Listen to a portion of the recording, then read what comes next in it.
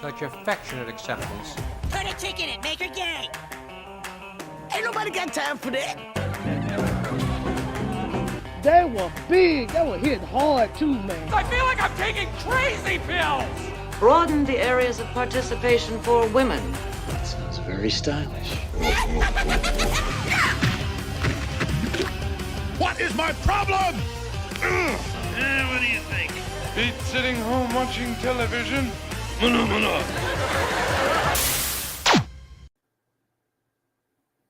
Hello, great to see everybody. It's been a while since we last got to interact and have a conversation with each other. But welcome back. Kind of was a little bit lazy last week. Now I'm trying to get back into the groove of things. And of course, I have an upcoming schedule where I'm going to be traveling a little bit. So unfortunately, my schedule or my streaming is going to be a little bit more wonky. I'll try to throw up a few shorts and pre-made videos, but my little window is diminishing there. But bear with me today. I had a little bit of a dentist appointment, and so my mouth's a little bit weird, but we're hanging in there. We're doing what we can. I have a great guest here today. I had the pleasure of meeting him in Tampa last July at the Tampa Bay Comic-Con. Really great guy. One half of the team Zaid Bros. Really love their work and everything. But yeah, let's go ahead and welcome our guest, and we'll kick it off. I sold my cartoon. My dad said I couldn't sell my cartoon, but guess what? I sold my cartoon for $1 million! I got $1 million for my little drawings! No. For my little drawings! No, don't rub on Mr. Lee. Don't rub on Mr. Lee, you know. Well, who knows? Maybe one day you'll make $1 million for your little drawings. I can only hope. But thank you for having me on the show. Yes, thank you for agreeing to come on. It's always a pleasure to hang out with you. I know we had a chance to stream together way back when on 80s Made channel. So it's nice to finally, now that I'm streaming, it's nice to finally have you on my show. So welcome and thank you. Thank you for being here. So yeah. I love what you're doing with your channel. And I remember you were doing, I don't remember what the first review you did was that caught my eye, but you did like awesome, really fun editing. Yeah. Review videos and stuff, something that I didn't really see a lot of people doing, and always want to encourage more readers to do reviews, get them out there. It's a good way to build a channel as well, but it's so important for creators like myself to get that feedback. So your channel, guys like Deerman, they put out awesome reviews as well, and they're so valuable for creators and then, you know, other readers that might be wanting to get into comics and finding some cool indie stuff to dive into. For sure. And that's kind of like the, I guess the hot topic these days is, you know, with the reviews comes critiques, criticisms, and everything. And we were just kind of briefly chatting earlier how hard it is to put, you know, all this time, the blood, sweat, and tears into seeing this idea, this, you know, become a project and bring it to life, and then to possibly have somebody tear it apart. Sure, you know, it hurts, you know. But you know, I put myself out there with some of the videos I make, but still that's nothing compared to what you and others as creators have to put up with, you know, people kind of going in there, reading your books and tearing it apart. I mean, would you say that most of the criticisms you've received, I guess, whether they're good, bad, or indifferent, have helped you in some way? Yes. Yeah, for sure. Whether it be from people like, I mean, editors, but also readers as well, like that could only help you. You know, I think people, you can get a sense if people are just talking trash about you or they're, you know, actually have read the thing and want to help you proceed. I think all criticism needs to be ingested into you, and you should never ignore any of it. Yeah, but that's why there was a time, probably like when I first started, maybe when we put out the Magic Cop stuff, like you would put out a book and you wouldn't hear anything. The only thing you'd really get feedback was on Twitter at the time. Hey, Camelot. Yo, what's up, Cam? See you, man.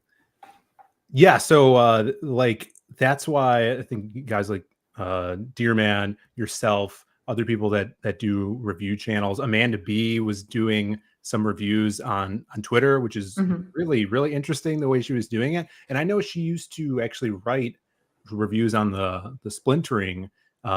Some other people were doing reviews on that site as well. And whether it's written form or video, just get it out there. And especially if you guys love this stuff, you love comics, that's an awesome outlet to get it out there, because it creates discussion. Someone may see it that never heard of the book or the creator, and that's a new eyes on your project. Yeah, and touching back on what you were saying about doing the reviews, the ones I used to do, I mean, I would spend so much time doing them. I mean, I would spend days trying to do, cool little effects and sound effects and all that. And I love doing that because I really enjoyed coming up with a creative concept, where I could get a point across, or, can I do this effect with the limited tools I have? Right. But it's very time consuming, and it was kind of a hard decision to make, but I think it's more important that we get the reviews out there, because I think it's kind of, well, at least it was shocking or surprising to me that a number of people will back these books and then never read them. Yeah. And it is great to support the people that you like and that you want to support, but it is important to give feedback and let people know, especially the creators, what you think. Right. Yeah, that's another thing. Couple indie books in, and what's the Ghost of Matacumba Key, but it's green, so that's why it's doing that weird green screen thing. I got this in and just made a post about it earlier today. Yes, I'm waiting for mine. So much fun, and a lot of, I'd say probably some of the videos on my channel that have the highest views are reviews I did back in the day of mainstream books, or stuff like, I know big ones were The Mask, like Jim Carrey's The Mask. Yeah. Did that back. That was a comic back in the 90s, which is freaking amazing. Like the original run on that stuff. They did a cartoon, right? Yeah. After the film blew up, they then did a cartoon based on the movie. But the comic is much more violent than the film. They could get away with a lot more. Yeah. It's so bloody and gory. It's really, really fun. But then around 2017, 2018, they rebooted it and made it hyper political. The Mask was running for president. It was obviously a shot at the presidency at the time. And I reviewed those, and those had huge views on it. Like, that's how kind of I got into doing YouTube as well. So like even stuff like that, if you guys love stuff from your childhood that you've read, review that stuff too. Yeah. That keeps the viewership and kind of new people coming into the hobby of reading comics as well. One of the earliest reviews I did was of this Teenage Mutant Ninja Turtle comic that came with a cassette tape that I remember getting from the Albertsons grocery store way back when. Like I could still remember walking down the aisle and seeing it hanging up there and begging my dad, like, "Oh, it's Ninja Turtles, let me have it." Yeah. And I actually had to buy one of those little adapter things that you could plug into your computer, but put the cassette in there. And the audio was pretty bad, but it was still, I was able to salvage some of it, and I listened to it. But yeah, it's fun to go back and, like you said, read that stuff from our childhood. But yeah, I wanted to go ahead and talk about, and I guess this is kind of timely because perfect. Show this here. John Malin, aka Coach, aka Wolfman. He ended up launching Graveyard Shift 5, And then that's kind of like on the heels of the Omega Storm supplemental, which was just like, whoa. I don't even have the language that I could properly say to describe that book, especially the ending, because they'd probably boot me off of YouTube. But I mentioned in my review of this one, the supplemental book 3, the one that just came out before Omega Storm, that I really don't know why, but for some reason I didn't get those early supplemental books, so I was having to play catch up. Yeah. And so when you reached out to me and was like, hey, would you be interested in checking out the book 3? I was like, yeah, of course. But I had no idea that that they would tie into, the mainline Graveyard Shift story so, so deeply, like how much that they were connected. I did start getting a clue with Omega Storm, but I'm so glad that you were able to get me a copy of this. And, I did the catch up stuff on this latest campaign. But this one, it was different because it was just focused on Bram. Yeah. And, it's really interesting for those who aren't aware. In the first 2 Graveyard Shift books, you have Van Helsing, Abraham Van Helsing, and he's just like a real asshole, like evil kind of guy. And he goes in and, essentially for a power grab, he's trying to run for president, and the Graveyard Shift is trying to take him out.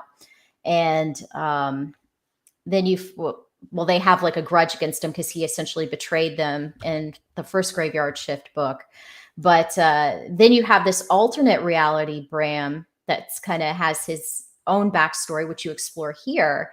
And I was just blown away. I was like, wow. And it's just a nice kind of one-shot story that is, focused on, I guess, would you say, on kind of like what formed his psyche into what it is today, I guess. And it's like the motivating factor for him, going after these monsters and trying to help the Graveyard Shift in the mainline Graveyard Shift universe. But tell me about that a little bit. How did you get tapped for this project? Did John approach you? Did you approach John? It was super weird of how it just fell into place, because I was on a stream on John's channel, and this was while I was writing the Lost Pages 2. So the first one had already come out. John had it and he read it. I don't know if he read the whole thing, but we were streaming.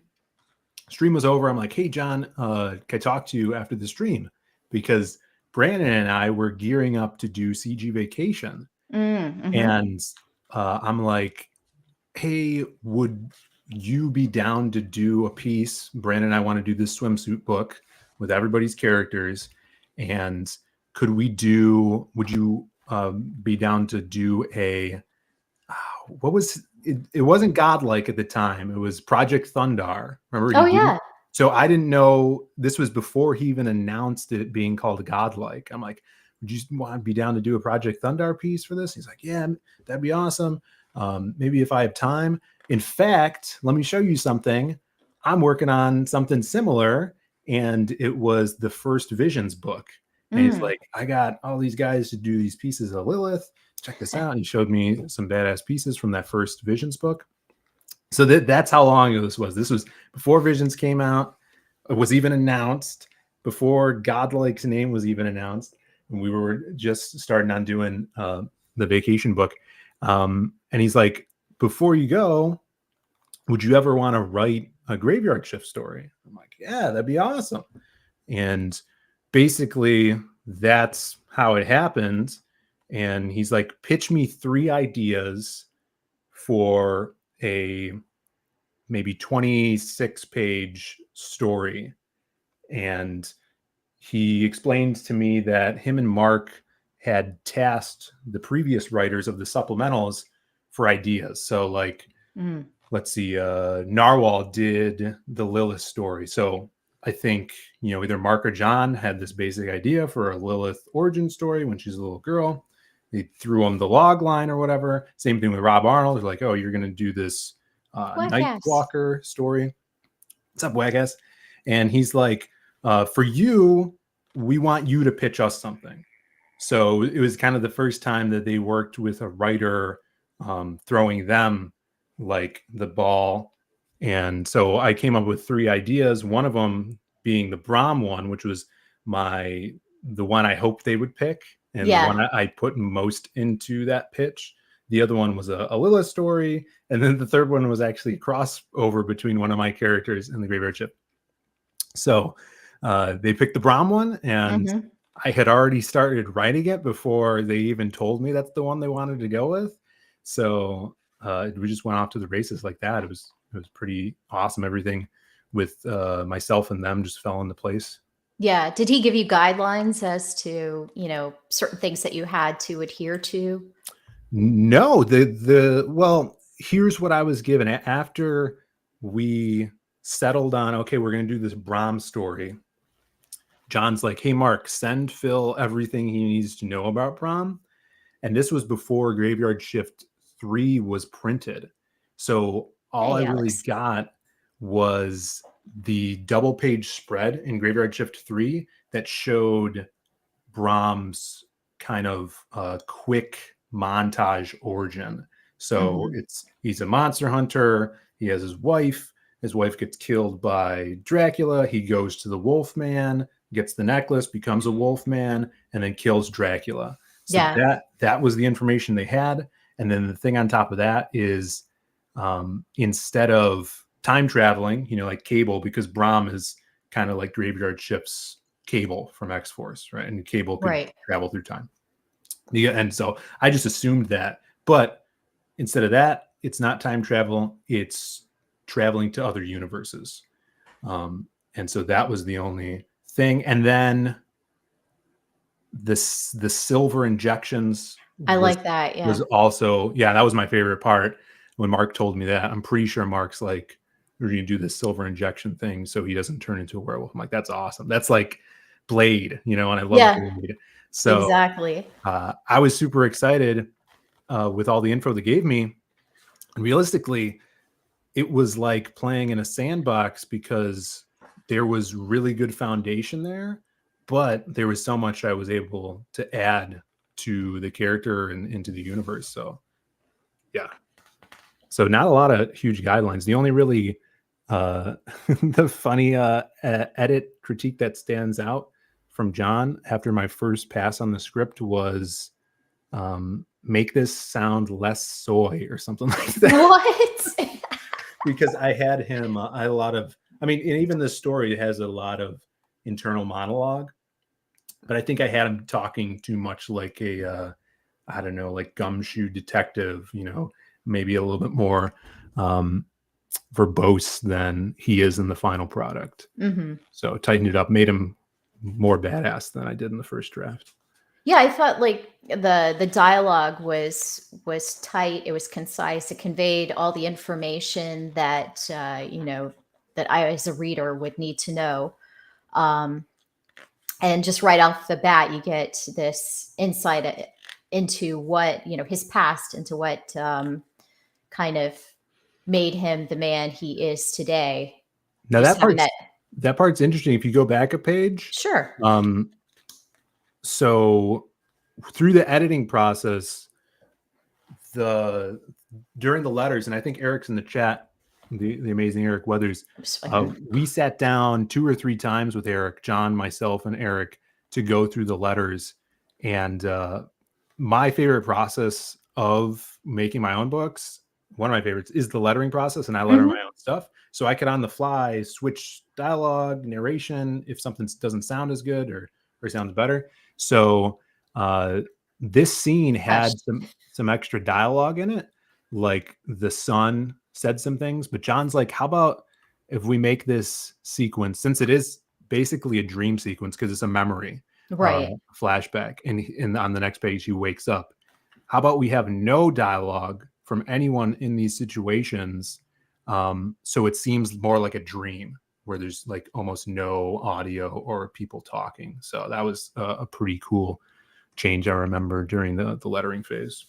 And I love the panel layouts too, kind of even here at the top, how you have these little tiny panels where you see Elijah and he's just shocked to see his mom like that, the dead kind of vacant eyes there, and then it just zooms in on it. Just really good, effective there. Tommy is great at what he does. So he is, and he's getting, even better. A Megastorm was, I think, a notch up, and this was already really, high tier, and Megastorm's, even better. And I'm really looking forward to seeing, how his skills have kind of been even more polished with Graveyard Shift 5. Well, here's a little inside baseball.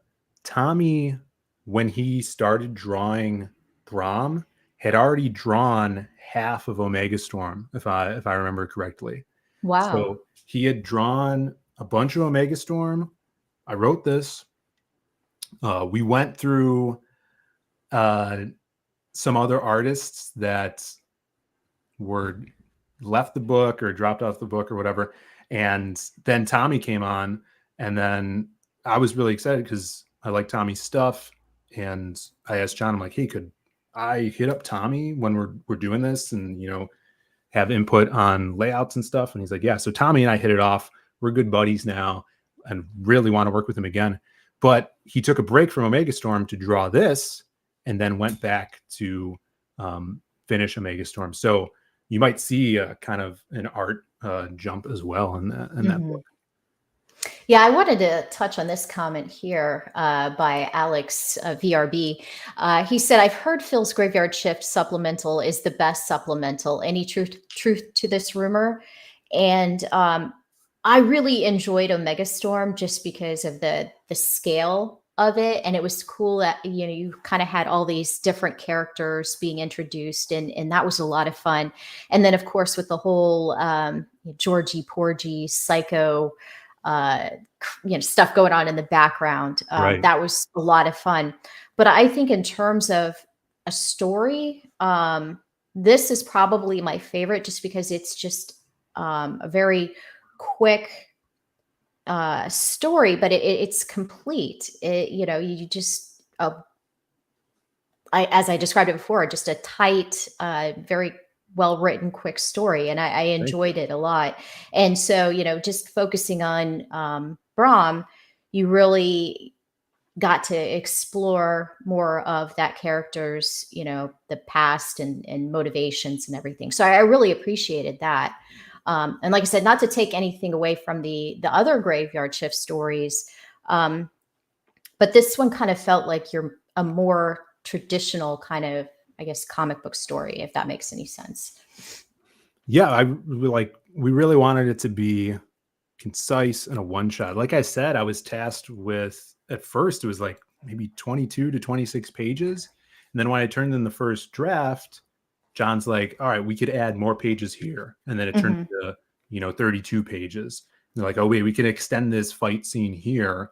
Right. And so every time I had another, edit round, because I really liked how we kind of scheduled things as well. Like he gave me a deadline, and I made sure I turned stuff in before then, and then he'd send edits and we'd do that.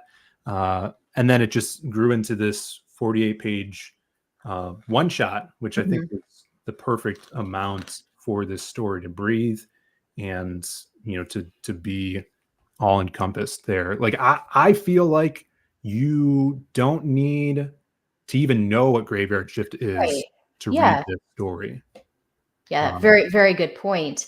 For the action scenes, and I just really like this page too, because I like how the panels are broken up. You have Dracula here, and then you even have, this panel here that is kind of skewed. Yeah. It just makes it very interesting to look at. And then, of course, with Dracula flying at you, you get that, almost like that 3D feel to it. When the action scenes were being laid out, did you kind of storyboard with Tommy? Like, how does that work? Like, did you have to describe to him what was taking place, and then he would kind of sketch it out?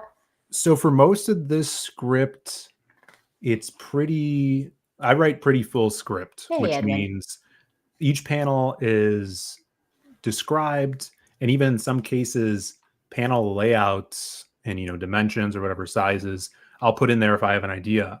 And I'd have to go check the script again, but for that particular page with the panel going askew, that either could have been me describing that, because I'm a big fan of Stephen Bissett, who did an awesome run on Swamp Thing with Alan Moore, and he would do these kind of panels falling away from each other, and that really induces an uneasiness to the reader, or it's a skewed panel.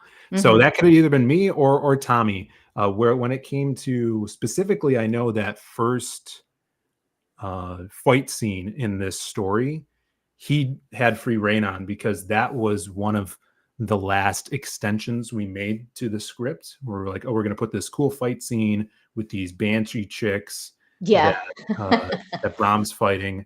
And so that whole scene, it might be like 4 or 6 pages of action. That was left up to Tommy. And in fact, I've seen that some other artists were tasked with doing kind of like practice pages on that fight scene. But what I give him is the beginning of it, which is the first page, and the end of that fight, which is that splash right there where he's standing on top of the tombstone. And I love this because I like how you have the title and the credits here too. I love people kind of thinking outside of the box. You can have your traditional, just the regular page with all the credits, but this is nice. I really enjoy that. It's visually appealing, and it just makes everything more exciting. Yeah, that was super fun to do, because that's the stuff I love from old school comics, where you get to a big splash, there's the credits. Sometimes the credits are incorporated with the art, which adds another layer of things, and it's just fun. Eric did a great job on that stuff too. It kind of felt like a movie. You had the kind of setup, the little introduction, action, and then boom, here you go, the title and credit there. Let's see what else. I was going to say, I forget who it was. EVS was talking about this reviewer the other day, and he was commenting how he didn't really like the panel breaks. He preferred the more traditional style, and I think that's really interesting. That's kind of what I like about the indie scene and everything in CG, is there's kind of a little bit of something for everybody. So, you have the opportunity here to break with tradition, try new things. And, but I mean, you'll still find the traditional type of, yeah, definitely. Oh, yeah, Shani is in the chat. I know she sent a super chat earlier. Shout out to Shani. Oh, really? Yeah, I am so sorry. Let me pull that up here. I'm just now monetized. So let me see where I can find that here. Does it have a actual scrolling? There, if you scroll all the way up. Oh, there it is. On the chat portion. How far up is it? Oh, it's not that far up. All right, let me go back to the bottom here, and then I'll scroll up. Big orange. I feel like it's like a snake, and I'm looking right at it. Why is it not? Because I'm looking at it from on my side, on the creator window side. Oh yeah, I don't know how. I've never used this. Oh, this is Streamlabs. Yeah, Streamlabs. You want me to read it for you? If you could, please. For $20 from Shani. It says, don't think I ever duck flooded you before, Abra. Enjoy. And then she sent a bunch of ducks, because that's what I love ducks. What's the history with the ducks, real quick? She's just the duck girl, Let's see. This is gonna make me mad. I'm trying to find it and it's not sticking out. This would be like my first super chat here. I gotta give credit where credit is due. Yo, Shani, send in the super chat. Yeah, okay. I'm in I just have the chat popped out here on the side of the studio. Talk Studio Streamlabs. See, I have where she dipped out. Or I said she, but it is or she is a she. Yeah, it's a she. Okay. It's not like the internet she. No, she is a Fed though, so be careful. I see the gonna dip later, y'all. God dang it. It's like my very first super chat. I wanted to go ahead and highlight it here. Why? How do you Why not see it? Streamlabs? I don't know. Apparently Streamlabs doesn't like me. Oh my God. Yeah, I'm scrolling up and it does not stand out at all. Oh my gosh. I am so sorry for that. There's private. You fail. We are all dumber for having listened to Abra. Oh my God. It's okay. Well, here, I can't even highlight it. I have to highlight this because I can't find anything else on here. This Big horrible, orange. Yeah, that's horrible, weird. Maybe it reset. horrible. Yeah, StreamYards keeps everything. I don't know. Maybe this dumps them after like 20 messages. I'm not sure. Yeah, but yeah, exactly. You got it. It's so true. Yeah, Billy Madison. And we are all dumber for having watched Abra go through this.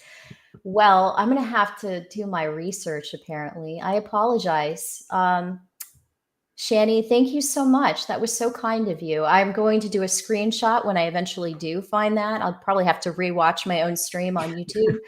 And then when I eventually get my 75-cent check from YouTube, I will I'll have to frame it and put it up there. And then it's hey Juju. Yo, what's up, Jules?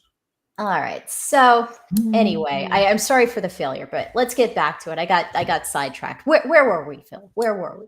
I don't know. Talking about great art. Yeah, Tommy's great. Yeah. Oh, and you know that splash page with the credits, that was freaking awesome. Yes. I love how that came out. Yeah, but this story, the reason I did stuff like that and put so much action in here is because this is like my ode to X-Men, right? So like the stuff I love about X-Men are the characters and how different each character are characters from one another. And on top of that is the powers, and how every character has a specific thing that they could do and why they're more valuable maybe than the other ones and have, weaknesses and stuff like that. So for Brahm, I really wanted to bring that out and embellish it and try to make this the most 90s X-Men story that a Graveyard Shift story could be, you know. So, and I even like the look of him here. He has this stogie, just looks, rugged and manly and badass. And even though I'm a female in the comic scene, I can appreciate that. I like to see manly men. It's just refreshing. And I like seeing sexy women. It's like, I don't understand why people can't appreciate that concept, but I digress. But yeah, it looks really nice. Now, this was the one thing I'm going to have to kind of get Tommy on. Yeah. This looks really weird to me, this head. And it might be correct. It might be completely correct, but it looked like he had like a swollen water head or something here.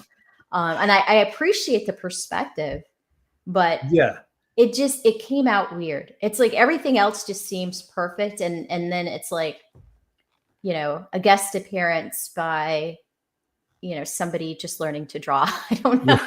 Yeah. And it's all love here, Tommy. It's all love because I think you're an incredible artist, but this was a little jarring. That panel because I'm pretty sure he was going for like a fisheye lens. Yeah. Things are warped because this guy, Jekyll, he's like this. Like the operator in the Matrix or something. Right. Here. So the inside baseball on this is originally in the script, it was going to be like a hologram type computer that Brahm would talk to and with an avatar. And John's like, oh, we already have that technically with the old guy that is kind of like the team leader on Castle Dracula. He's a hologram and he talks to them. I forget what his name is. Harkin. Oh, get one. It's good stuff. It's with an H. Yeah, it's oh god, I had it too. I want to say like Harkness, but it's Harker? Not. It's Harker, yeah. Jonathan Harker. So he's already a hologram guy. And I'm like, oh yeah, cool. That makes sense. And John's like, so we want to do something with a Jekyll type character. I'm like, cool. So I came up with this Jekyll guy who was more like Q from James Bond. You know, he's like an older British guy with a suit, and he's super smart, and he makes all the gadgets and guns and stuff. And then John's like, oh, we already have a look for him. So John did a concept, and he's like, I like it. It's like he's just an average guy, you know. Just he's like in baggy pants and a basketball jersey, and he insists that people call him J-Man because he's also like Vanilla Ice, and he's this white guy that likes b-ball and probably rap, and he's got the cuts in his he's got a fade going on. All right, I got to do this real quick. Don't hate me. Well, I mean, I guess you guys could hate me, but let me see. Let me bring this up here. It's a Vanilla Ice. Where's my buddy? Streamlabs, you're failing me yet again here. There is no Streamlabs. Oh, there is no Streamlabs. There's no cake. The cake is a lie. All right, here we go. Go ninja, go ninja, go. Go ninja, go ninja, go. Go ninja, go ninja, go. Go, go, go, go. So that's J-Man. J-Man, right there. heck yeah. That's J-Man. So that flipped on me during the scripting process, and I'm like, oh, and then John's like, call him J-Man. So I did this thing where Brom refuses to call him J-Man because it's a stupid name, and he's like, no, you gotta call me J-Man, dude. So you get a little characterization between them, and you get how they are. But so in that last panel, it's like, it reminds me of a Beastie Boys music video where he's like, yo, and he's like in the camera. Word to your mother. Yeah. So oh my god. Okay, so now that you frame it in that light, that makes me love it so much more. And then I like the little the gadget that he hooks Brom up with, you know. Yeah, so the Igor computer. Boop, boop, boop. Yeah, I was pretty and proud of that. How does Igor detect the I guess the monsters through the different dimensions? Like so I in my head, because they're like, oh, he jumps from dimension to dimension. So I'm like, oh, that's cool. How do we incorporate that and make it like, you know, monstery? You know, so I did the acronym of Igor or Igor, which is interdimensional gateway opening and recon computer. So that's the little acronym or whatever.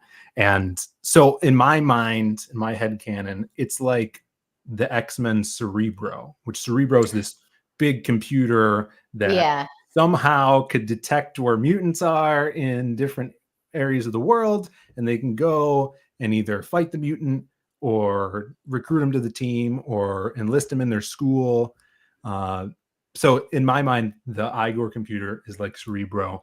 It's scanning all different universes of monsters, good or bad.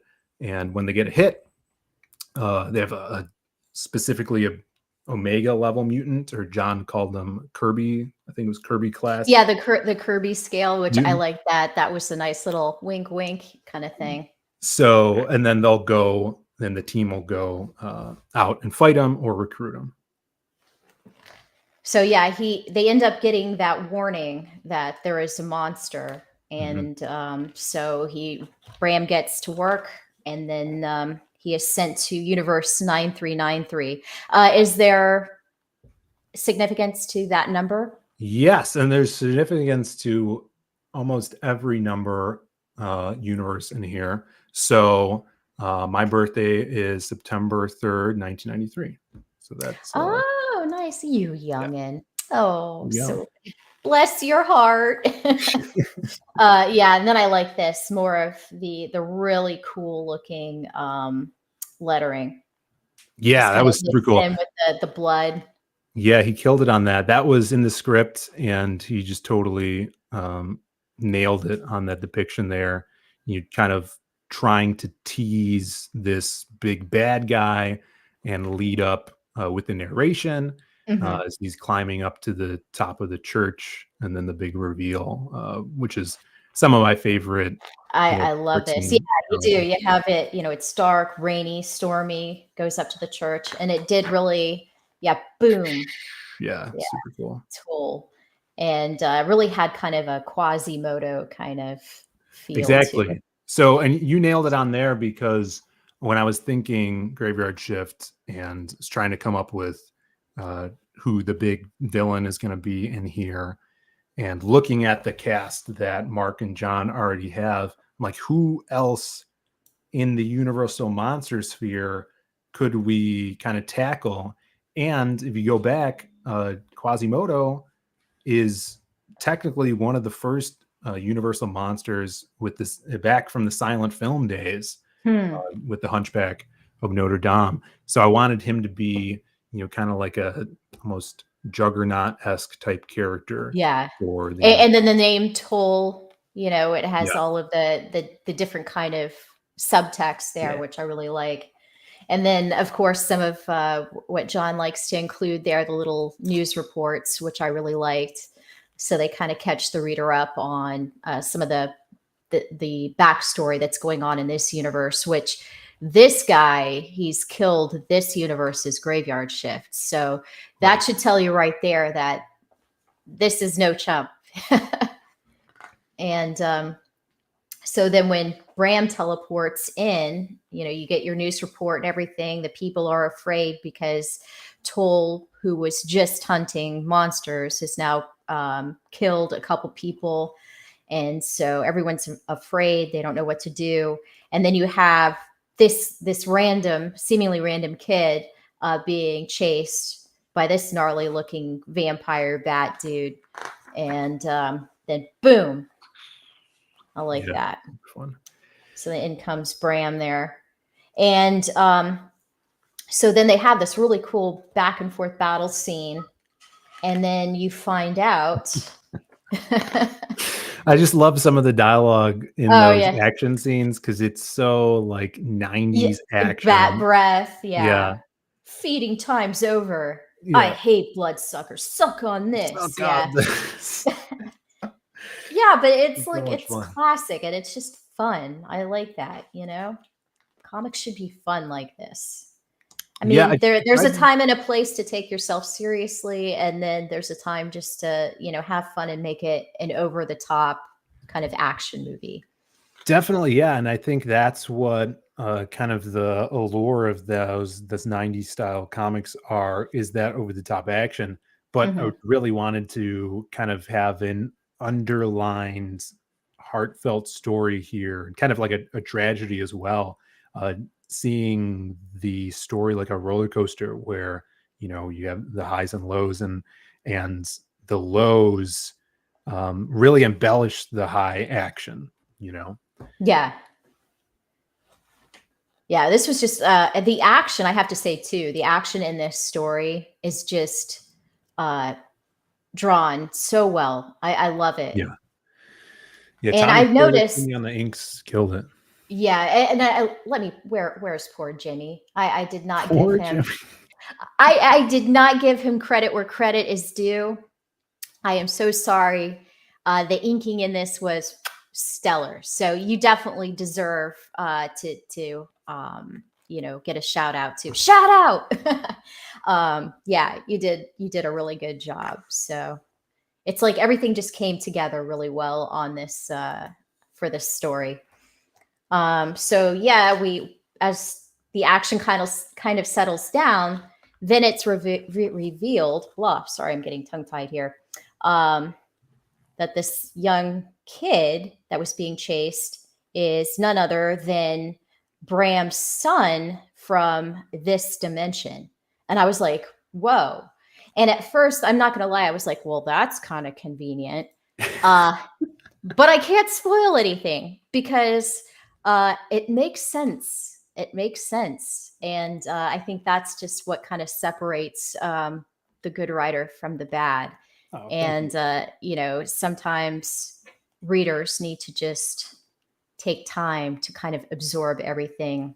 And then as the story progresses, things become revealed and you're like, oh, okay. Now I get it. But I don't want to spoil the story because I swear, if anyone was a knucklehead like me and did not pick up the supplementals, please go back and get the collected editions because you could do that now on the new campaign. They're collecting it into one book, which is freaking awesome. So definitely go grab that along with the rest of the stuff.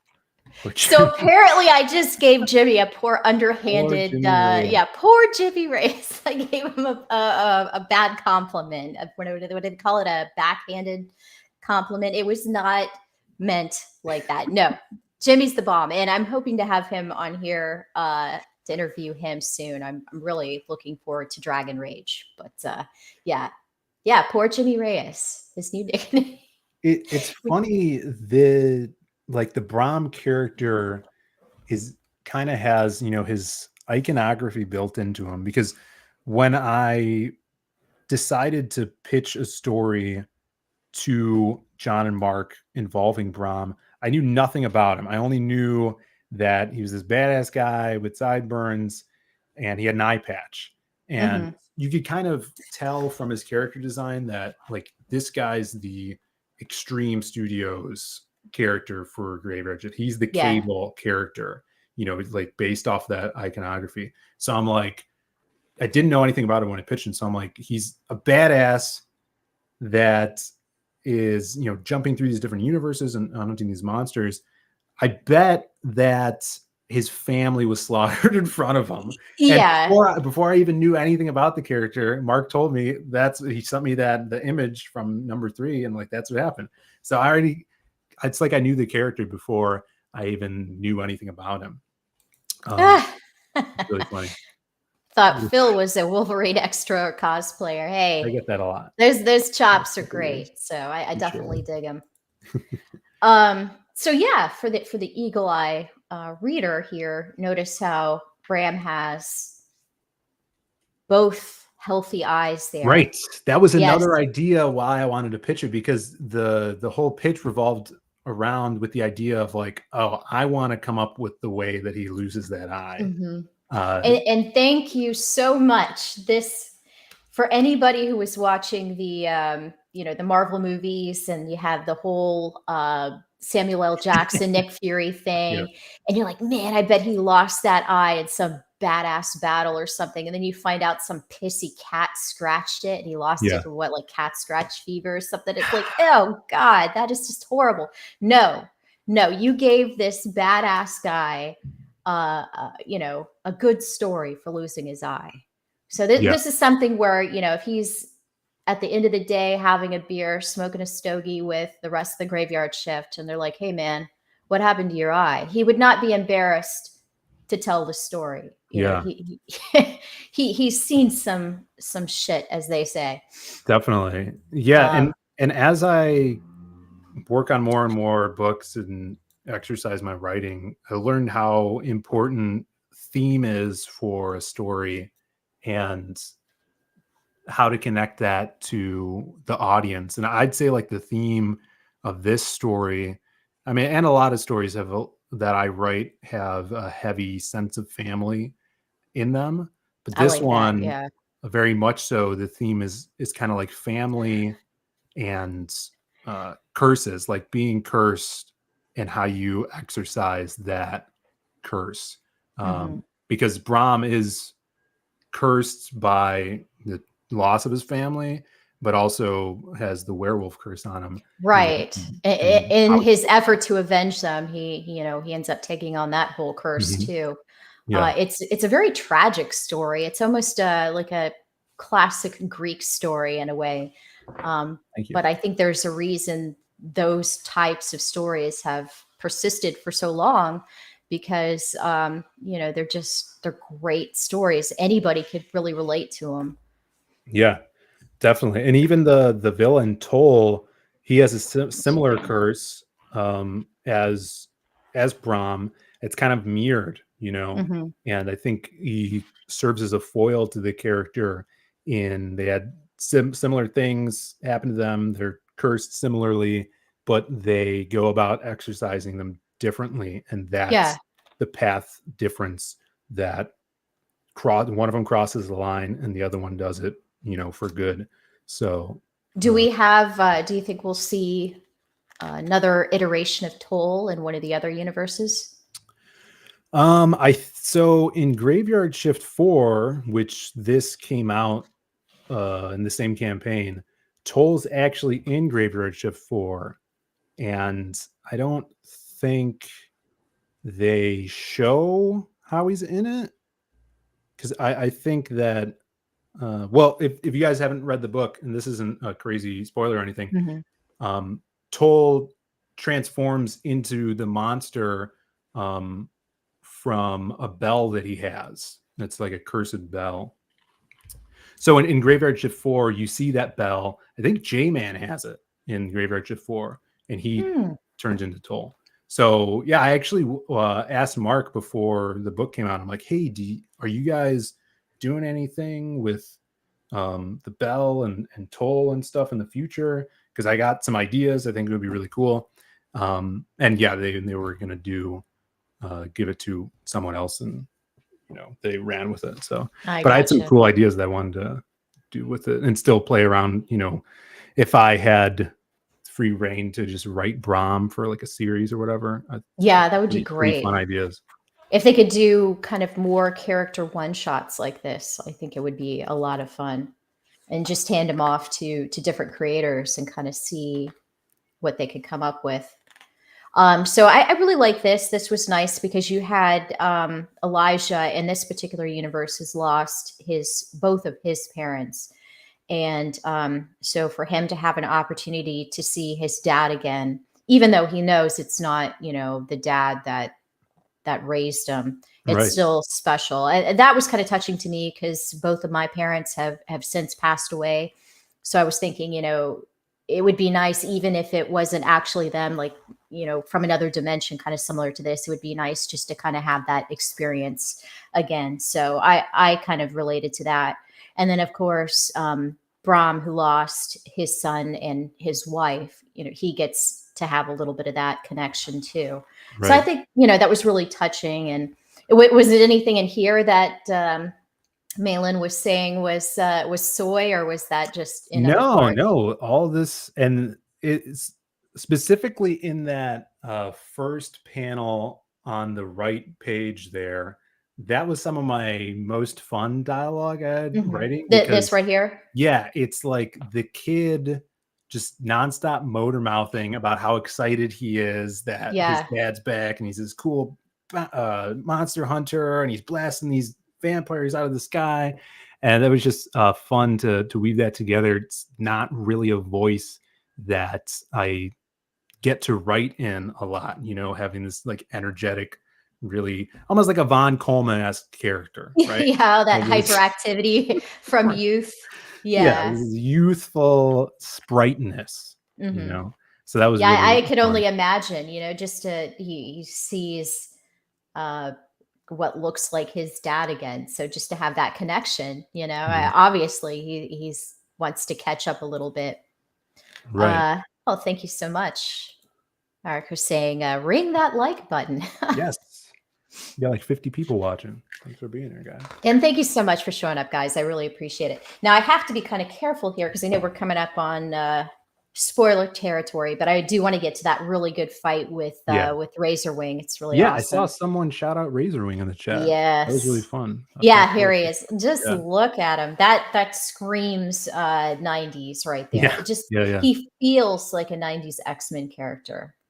So he was a few pages earlier. He was kind of watching down there and watching Brahmin and Elisha kind of have this moment, and he was just waiting for that opportunity to just swoop in and just try to take them out. But I thought he was so cool looking, so much fun.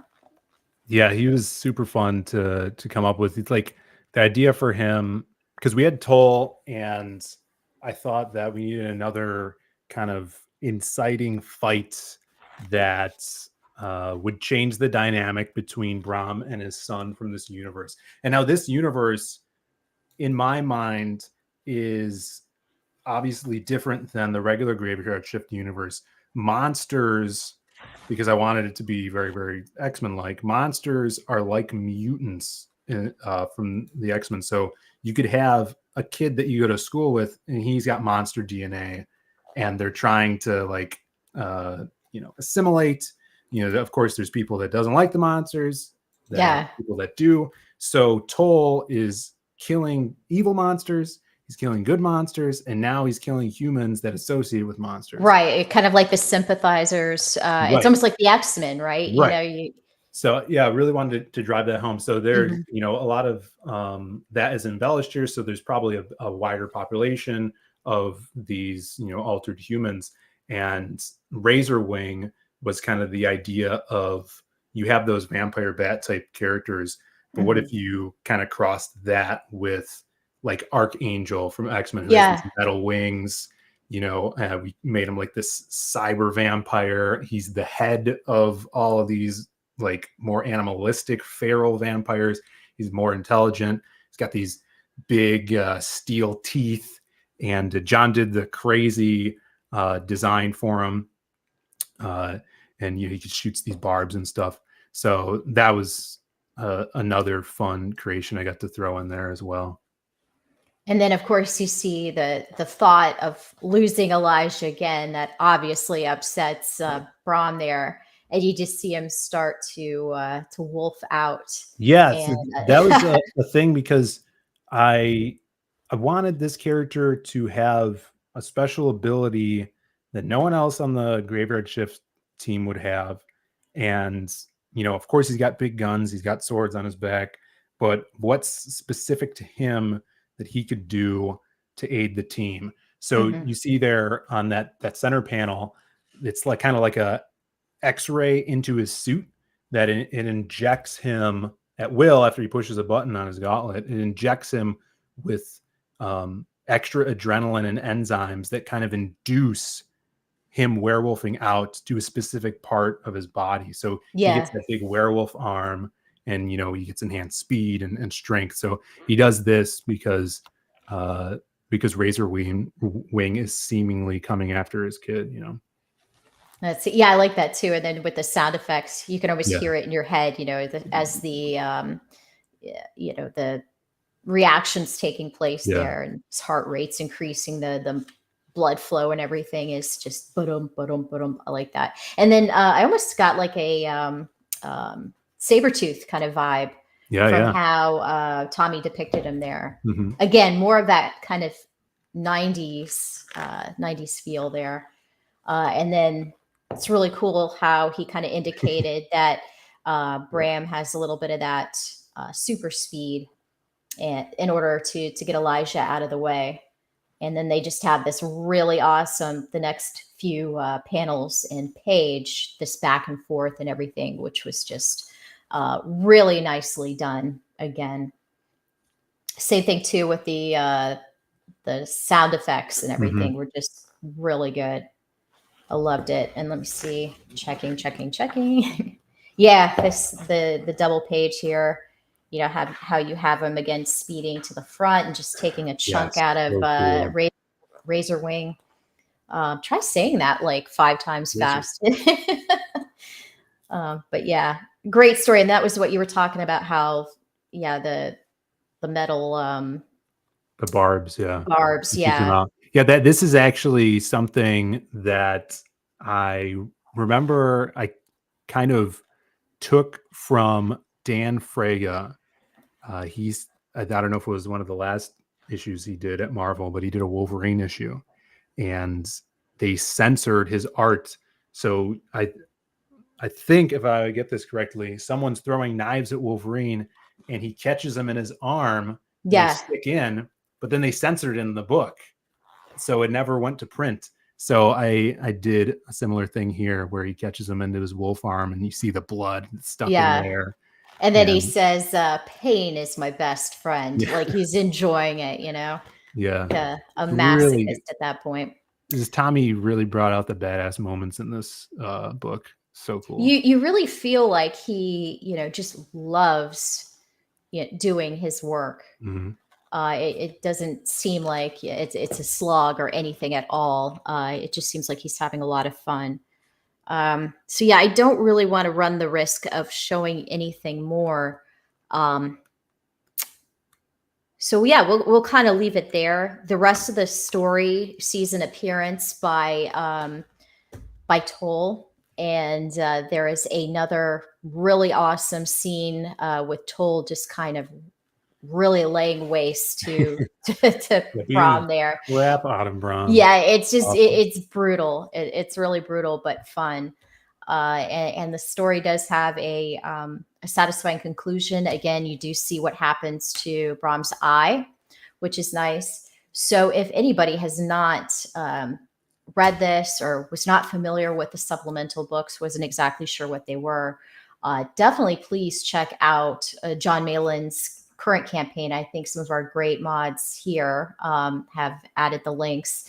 And please check it out and get the catch-up tiers where you can read some of these supplemental stories. I don't think you'll be disappointed. It's a lot of fun.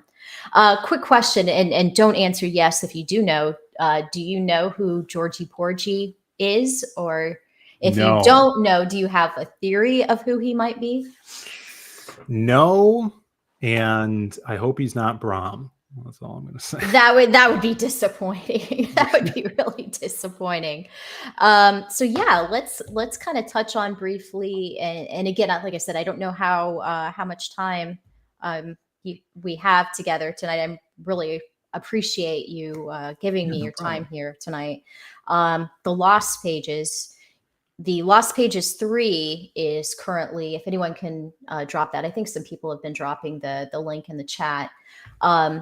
Great kind of, what do they call it? Where it's I'm going brain dead, where you get a whole bunch of stories, like a collection of stories. Oh, like an anthology? Anthology. Thank you so much. All right. So apparently I need to start taking my, my brain pill. Brain tonic. Pill. The brain tonic. But yeah, the Lost Pages are just great. How did you and Brandon first come up with the concept, I guess, I love this too, for all of the different, I guess, characters for this series, The Lost Pages, because there are some really creative characters. Oh, thanks. Yeah. Yeah, I mean, a lot of them, like the Silhouette specifically, that was the first character we ever created. And before crowdfunding, we actually published and printed 2 issues of a solo Silhouette series back in 2012, like when I was right out of high school. Oh, wow. We did it with photographs and then Photoshop them to look like comic books. We've showed some of that on streams and stuff. It's really bad because we didn't know what the hell we were doing. But after that, I went to a little bit of college and took writing courses, short stories, poetry stuff, as many writing and mythology classes as I could. Yeah. And we just came up with more and more characters that would live in this world that centered around the Silhouette. So we had these characters for a while before we ever did our first book, Magic Cop, that we crowdfunded. And I always wanted to get back to these guys because these are the ones that we created together and, in the back seats of our parents' car, going on trips and stuff, and would talk about. So yeah, right. That's true. What if I was black? all blacked out. Yeah. Because I did play the Silhouette in the original comics, in front of a green screen. Nice. So since we had so many characters, these core 5 being the Silhouette, Crimstone, Wildcard, and the Masquerade, rather than do like a big team book, because I feel like team books take time to build up and members could take away from others, and then you don't really connect with anyone, and stakes aren't as high if you don't build a relationship with them as an audience. So, and then on the other hand, we could have, taken a year or 2 years to put out one book starring each of these characters and introducing them again and again until they all meet up. I came up with the idea of kind of puzzling it together like an anthology. More like, how you would see the film Sin City, where it's vignettes of different characters puzzled together. That's what the Lost Pages was. We didn't have a title for it for so long And we landed on the Lost Pages, which then we tied together with a new character when we came up with this, being the hobo who had the mystical book. Yeah, I that love is this telling guy. these stories. Let's see. When did we first? Well, you kind of get a There you picture see of it. him here. Yeah, I But think yeah, after the silhouette story, you see him let's go as ahead like a and- little story break. So I like the art. It just in this Mhm. the early book. It's rough and raw, and I like it.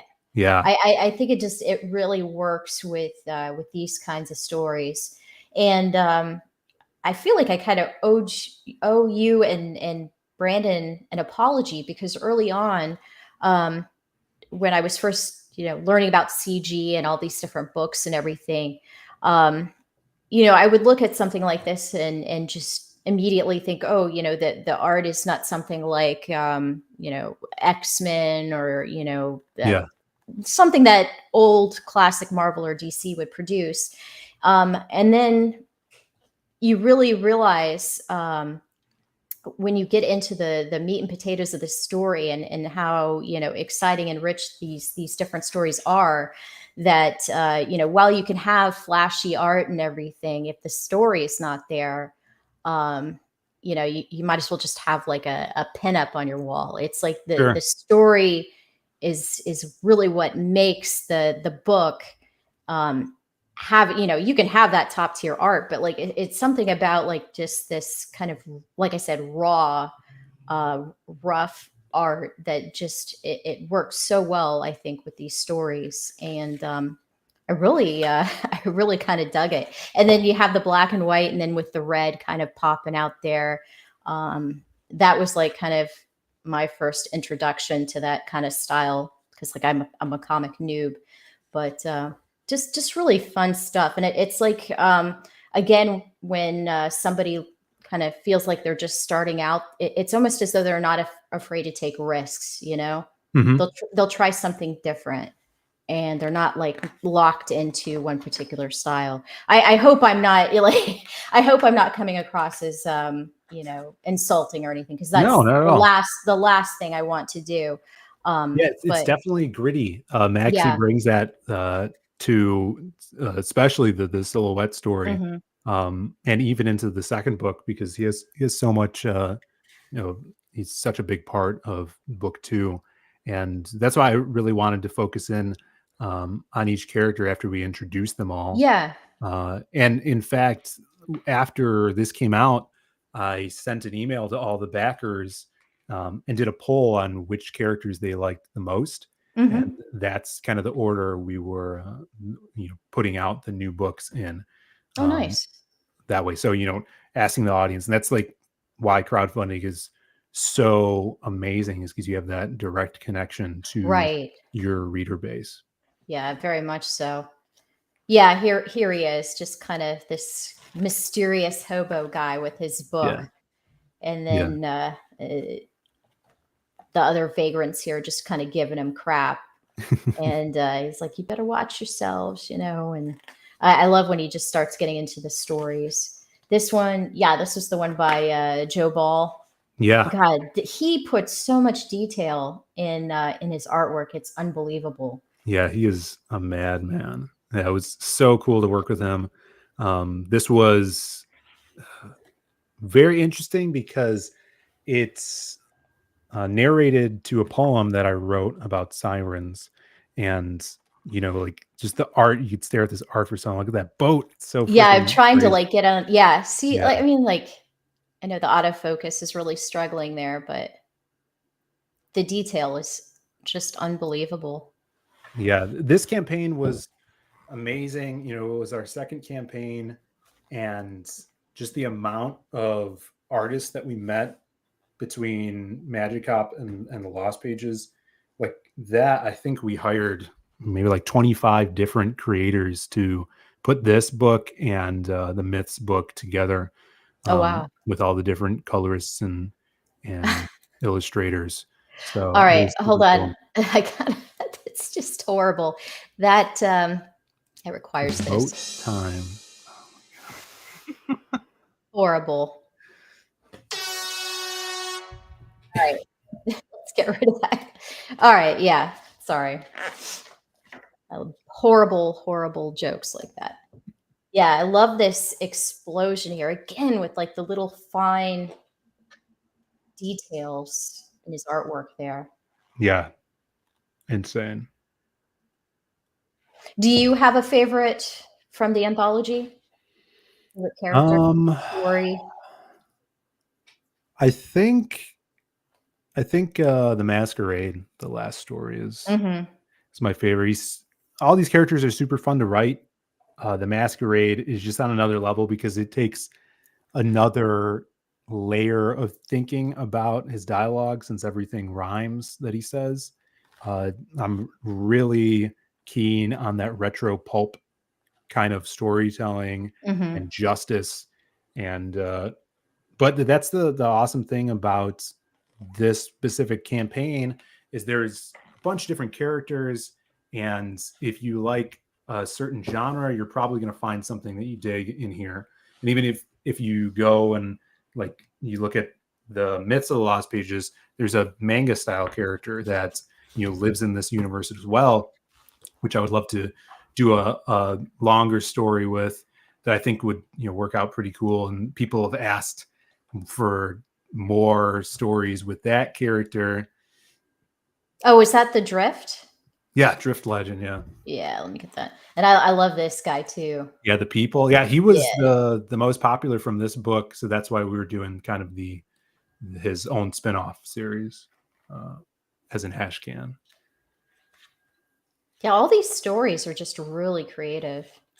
Oh, let me see if I can pull this up here. There we go. Yeah. Kyung Lee doing the illustration on this was amazing. Yeah, Artist and he's a storyteller. great creator. Yeah, super cool. Like, it was really fun to dip my toe into this style and genre, and I'd love to explore this character even more. I think it would be really fun. Like, there's room down the line where not only like the core characters meet, but even having interactions with some of these side characters with the main roster.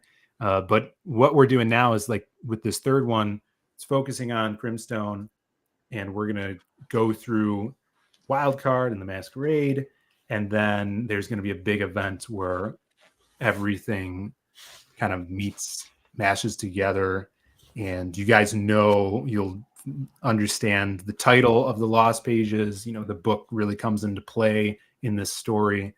So it's going to be a blast. I can't wait for that. Was Crimstone your, I guess, kind of homage to Delquion's Pit character? This actually is more like Lobo and the Mask, because I love both of those series. Yeah. And the Pit aspect, I would say, probably comes from Maria, who's the artist here on the book, and she did early designs for the character. And I love the way Maria would do fire and smoke, so that's why we gave him the hair. I'm actually putting together concept pages for the new book that's going to show kind of the original sketches. Nice. Because at one point, Jasmine didn't exist. It was going to be a guy instead of a woman who's the counterpart for Crim. But it just evolved because we made Crim into this imaginary friend character. And I thought the design and idea would be more complex if you made it a female character. So, and it's really cool how many people kind of magnetized towards Crimstone. It's awesome to see. Yeah, he's fun to look at. He's just this big hulking beast, and I'm sure a lot of guys have just kind of fantasized about, they wish they could kind of just Hulk out, so to speak, like Crim, and just punch the head right off. But yeah, just really great stories. And again, more of the Masquerade. Yeah, he was a really fun character with the rhyme. Like I said, he kind of reminded me of maybe a Errol Flynn kind of character. Sure. And also too, God, what's his name from The Princess Bride? Just that kind of having fun while he's taking care of the bad guys. Yeah, very theatrical and just super fun. Like he's my homage to the Shadow and those pulp characters like the Phantom, Master of Disguise is very important to the whole series. Yeah, we'll see down the line. And even at the end of the first book, you kind of get a glimpse into who he is and who he could be. We're actually all of those stories, including the second one as well, we collected for the new campaign in a smaller size. This is our tome. We actually have these printed too. So they're, let's see, here's a regular book. This is Garbage Man compared to the tome. So this is the collected tome. Oh, wow. Yeah. It's all in grayscale as well. So everything's kind of like uniform.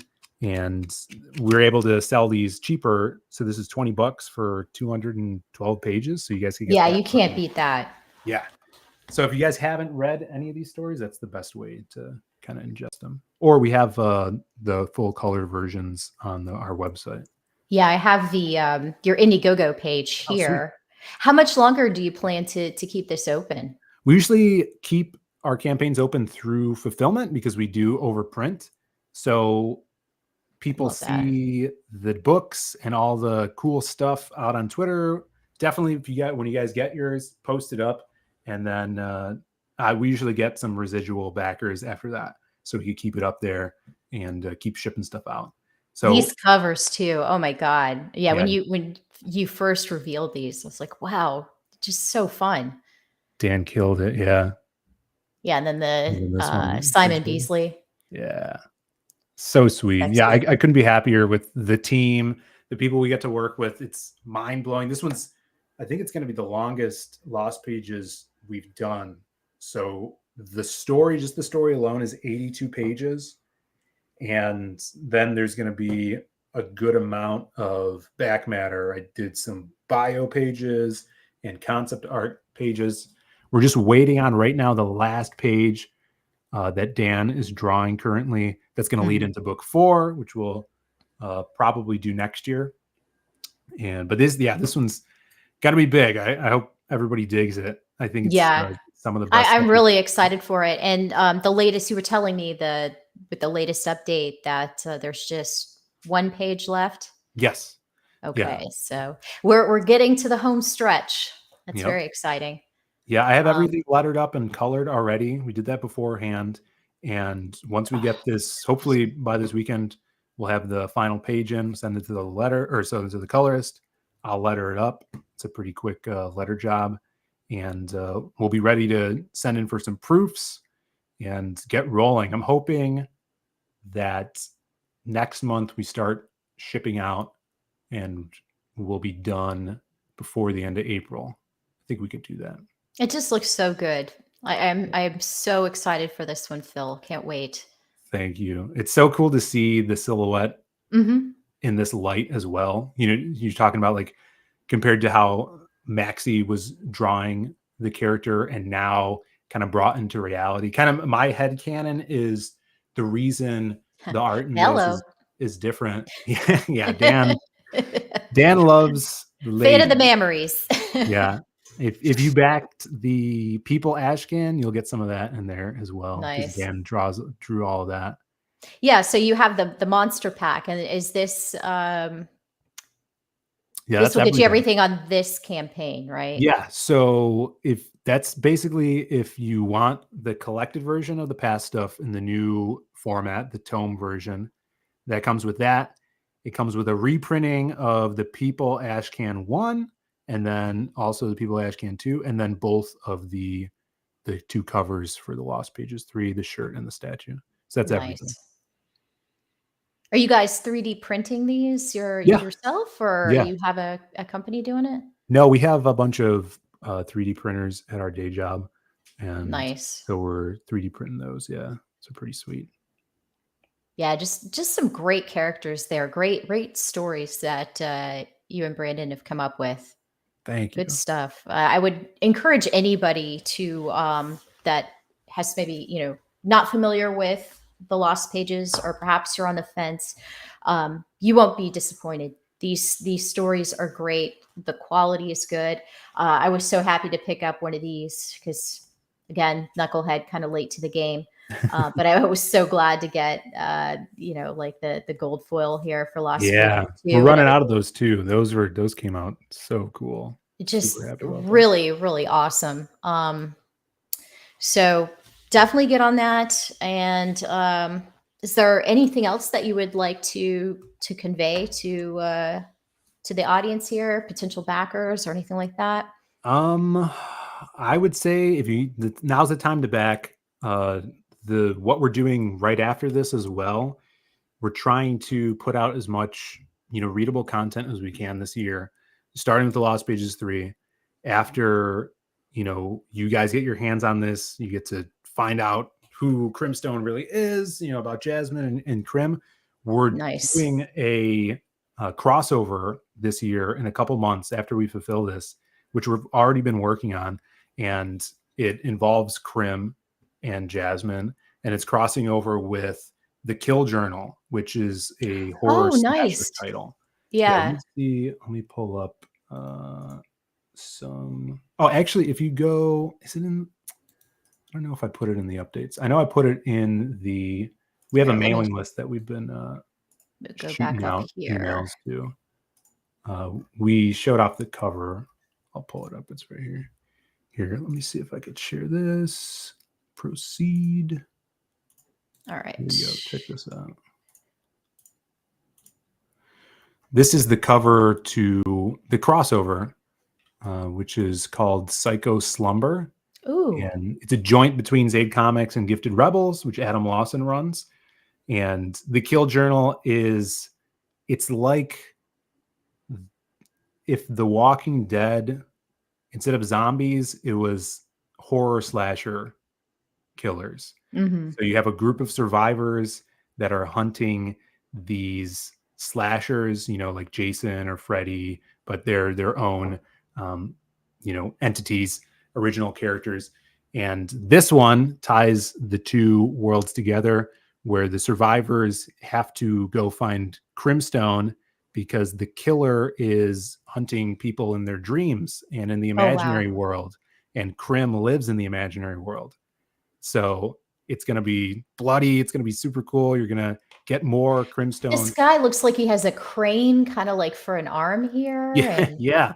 So a buzzsaw on his other. That's the big bad guy. That's Simon. And he attacks you in your imagination. And on this depiction, Rob Willis did this crazy cool cover. That is very nice. Very badass. I like it. It's insane. So he's kind of formed out of this construction equipment in this scene. Super fun. So that's the next big thing that we're doing.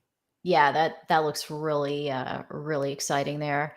Daniel had the question, will they be doing a foil cover again for the next campaign, or was this a one-off? I think you're referring to the foil on the Lost Pages 2. Yeah, so we're not doing a foil on the Lost Pages again. We were trying to gauge it out and price it out. If we hit like 50K, we were going to be able to do that. But I think we're doing foil covers on the we're doing a preview book of this Psycho Slumber crossover. And Adam always loves doing his like foil covers for his little floppies. So we might be doing that. So you have that to look forward to. Very nice. Big thing. Yeah. Oh, exciting. And then I'm looking forward to C2E2. I was kind of chatting with you about that before we went live. And anything that we might have a chance to look forward to at C2E2 with you and Brandon? Well, Brandon and I always go. And I mean, it's right up the street from us. So we're definitely going to be there. Nice. I wanted to maybe make some exclusive posters or something that's available at the conventions for people that come out. It's a huge con. Yeah. It's the third largest, isn't it, after San Diego and New York Comic-Con? Yeah, I believe so. It's huge, and it's downtown, and it's going to be I know how expensive and hard it's going to be for people to come out there. So if Yeah. anyone is coming out, we're going to try to make it as good as possible for people that do come out. So I want to have something exclusive for the convention. Very We'll see. exciting. Maybe a shirt. I know those things are expensive, but Maybe. that Maybe would sure, a fun. poster or something. Yeah. Something that we could give to people. And we'll have books too. So yeah, so the idea is we're going to get fulfillment wrapped up before then, because we're going to have books for there, so. Very nice. Oh, exciting times. Well, Phill, I think we'll go ahead and wrap it up here. I wanted to thank you again so much for your time. I know your time is valuable, and Thank you. you and Brandon have your own shows and everything that you do. I would like to have both of you guys on once the Lost Pages 3 releases, and we can chat about that a little bit. But yeah, it's been a real pleasure to kind of get some of your insight regarding the Graveyard Shift Supplemental, and a little bit of the inside baseball, so to speak. So That was a blast. Yeah, that was great.